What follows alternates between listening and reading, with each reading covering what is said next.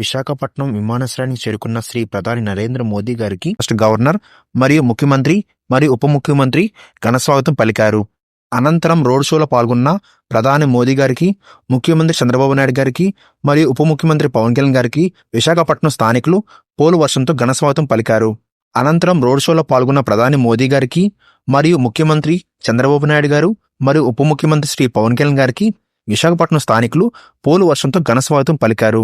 ప్రజలందరికీ అభివందనం చేస్తూ ముందుకు సాగిన road show Tarsitlapalem, Telugu flyover, Siripuram మీదుగా ఏయూ ఇంజనీరింగ్ గ్రౌండ్ మైదానం బహిరంగ సభకు ప్రాంగణానికి చేరుకున్నారు. సభ వేదికపై శ్రీ ప్రధాని మోదీ గారికి ముఖ్యమంత్రి మరియు ఉప ముఖ్యమంత్రి గారు విష్ణుమూర్తి విగ్రహాన్ని మరియు అరకు కాఫీని బహుకరించారు. అనంతరం నారా లోకేష్ గారు మాట్లాడుతూ, విజన్ 2020 అంటే నాడు కొంతమంది ఎగతాళి చేశారు. ఇప్పుడు విజన్ 2020 నిజమైంది.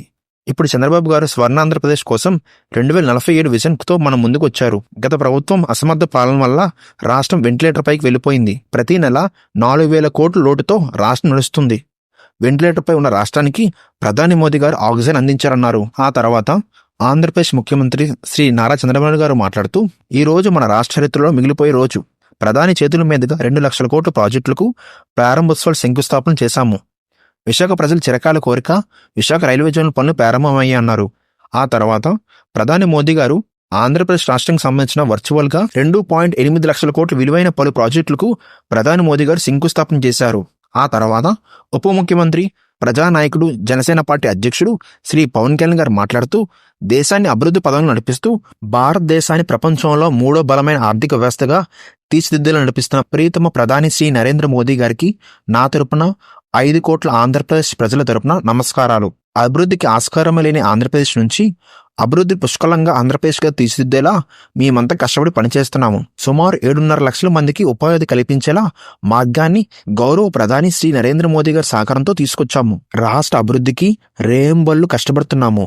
5 ఏళ్ల అవినీతి, అరాచక పాలనతో ఆంధ్రప్రదేశ్ అంధకారంలో కూరుకుపోయిన సమయంలో ఎన్డీఏ కూటమితో ముందుకు వచ్చి రాష్ట్ర ప్రజల ఆకాంక్షలు తీర్చేందుకు శ్రీ మోదీ గారు ఆశాజ్యోతిగా నిలిచారన్నారు. అనంతరం మన భారతదేశాన్ని శక్తివంతమైన దేశంగా తీర్చిదిద్దుతున్న ప్రధాని నరేంద్ర మోదీ గారు మాట్లాడుతూ, 2047 సంవత్సరం వచ్చేసరికి ఏపీని $2.5 ట్రిలియన్ ఆర్థిక వ్యవస్థగా తీర్చిదిద్దుతాము. ఆ లక్ష్య సాధనలో మరింత బాగా పనిచేస్తున్నాము. 2 లక్షల కోట్ల విలువైన ప్రాజెక్టులకు ఏపీలో శ్రీకారం చుట్టాము. ఈ ప్రాజెక్టులు రాష్ట్రాన్ని సరికొత్త శిఖరాలకు చేకూరుస్తాయి. ఏపీ అభివృద్ధి తమ లక్ష్యమని, రాష్ట్ర ప్రజల సేవే తమ సంకల్పమని సీఎం చంద్రబాబు పెట్టుకున్న లక్ష్యాలకు కేంద్ర ప్రభుత్వం ఎప్పుడూ అండగా ఉంటుంది.